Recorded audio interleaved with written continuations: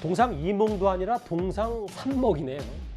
이른바 윤석열 선대위가 열흘 뒤쯤 출범을 앞두고 윤석열 후보와 김종인 전 비대위원장, 거기에 이준석 대표까지 글쎄요, 보이지 않는 신경전이 벌어지고 있는 듯합니다. 화면부터 만나보겠습니다.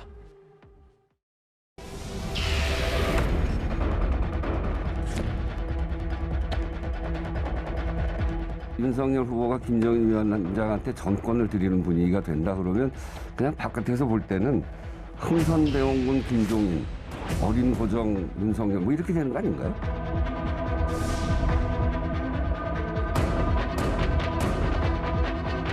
저는 처음부터 제가 후보가 원래 선대위 구성한 데 있어가지고 그 최종 결정자다는 얘기를 해왔습니다. 언론에서 계속 이름들이 나와가지고 이렇게 누가 누굴 추천했다, 누가 누구를 기토했다 이런 것들이 나오고 있는데 자꾸 사람들이 갈등을 증폭시키려고 뭐 살생부설부터 시작해가지고 참 어울리지 않은 단어들이 등장하는데 그런 것이야말로 의도적인 위기감 고조가 아닐까 생각합니다. 이준석 대표 말 맞따라 의도적인 위기감 고조인지 아닌지 한번 볼까요? 오늘 보도에 따르면, 동아일보 보도에 따르면 애초에 윤석열 후보의 머릿속에는 비서실장이 장제원 의원으로 염두를 해뒀었는데 김종인 전 비대위원장이 반대해서 권성동 의원이 됐다. 이런 거면 뭐 신경전은 좀 있는 거 아닙니까?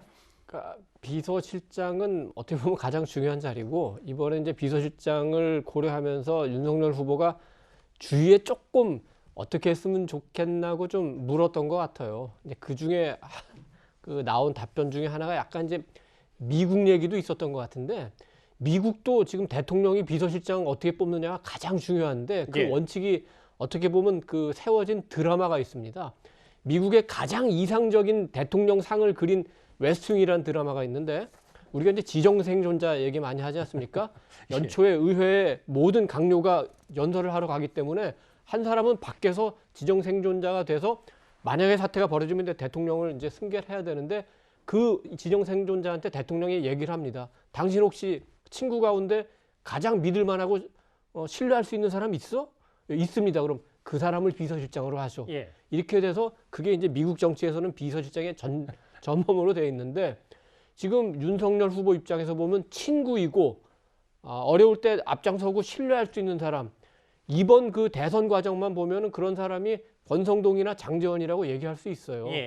근데 이제 장제원 의원 같은 경우에는 뭐 누구의 비토 때문에 배제됐다기보다는 사실은 이제 아드님 문제 때문에 이제 스스로 그 총괄본부장에서 물러났는데 지금 다시 오기에는 조금 빨라요. 그런 측면이 있었고, 권성동 의원은 아까 얘기했던 기준, 친구고 어려울 때 계속 같이 있었고 또 그 열심히 도와주고 신뢰할 수 있는 사람이니까 비서실장이라고는 적격으로 보고, 비서실장은 누가 뭐래든 후보가 가장 편한 사람을 시키는 게 옳다고 보고, 그런 차원에서는 뭐 대체로 뭐 적절한 인사였다고 생각합니다. 이도훈 의원님 말씀은 그냥 장제원 의원의 본인 뭐 아들 관련된 자체 문제니까 이 비서실장이 설왕설래가 있다고 하더라도, 김경진 의원님, 윤석열 후보 물론 지금 캠프는 없어졌지만 캠프에 몸담으셨잖아요. 실제로 여당의 주장처럼 상황, 흥성대원군, 어린 고정 윤석열, 이걸 보고 지금 열흘 앞으로 나간 선대위 구성에 대해서 말들이 좀 많은 것 같거든요.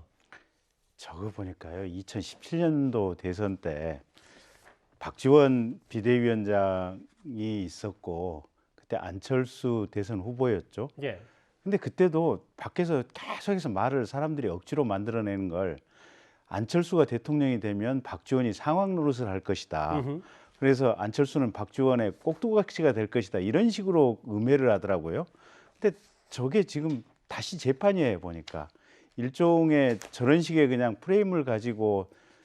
근데 이게 윤석열 후보가 지금까지 올 수 있었던 것은 박근혜 정부 때, 박근혜 정부 1년차 때 박근혜 정부 집권의 가장 키였던 국정원 댓글 사건 수사를 했었지 않습니까? 문재인 정부가 굉장히 힘있게 갔을 때 조국 장관 일가에 대해서 수사를 했지 않습니까? 윤석열 후보가 그렇게 누구에 의해서 움직이거나 만만치 않은 그런 사람이고요. 잠시만요. 말씀 끊어서 정말 죄송한데 오늘 권영세 의원도 오늘 아침 라디오인가요? 그런 얘기를 하더라고요. 윤석열 후보가 그립감, 그러니까 장악력이 꽤 있는 인물이다 뭐 얘기를 하는데 그 말씀을 하시는 겁니까? 그 정도의 고집과 자기 확신이 없으면 지금 이 정도 대선 후보까지 오는 것이 불가능했다 저는 이렇게 보고 있고요. 예. 다만 이제 저도 개인적으로 그렇지만 저희 참모진들이 여러 가지 경선 과정이나 이런 과정에서 김종인 위원장께서 실제로 많이 도와주셨고 아하. 또 김종인 위원장이 제시하는 방향이나 이런 것들이 항상 옳았어요. 예. 그래서 저희들이 후보께 김종인 위원장님 의견을 잘 받들어야 되고 저분 잘 모셔야 됩니다. 예. 라는 얘기를 항상 드렸고 아마 후보도 생각이 같은 걸로 알고 있어요. 그래서 아마 이 선대위 구성이라든지 이후에 모든 부분들이 김종인 비대위원장과 후보가 아마 협의해서 결정을 할 것이다 이렇게 보여집니다. 뭐 일단 그럼에도 불구하고 여러 다른 목소리도 있어서요. 저희가 화면을 바로 준비했습니다.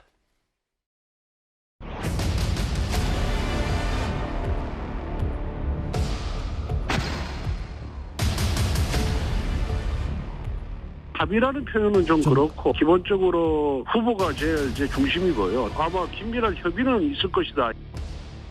결국은 이제 후보가 정리할 문제고요. 최초로 이제 윤석열 총장의 정치력의 시험대에 오른 겁니다. 이걸 무사히 해내면은 정치인으로서 정식으로 데뷔를 하는 것이고 여기서 실패하게 되면 아마 경선에서 겪었던 그런 곤란한 일들을 또다시 반복하게 될 겁니다.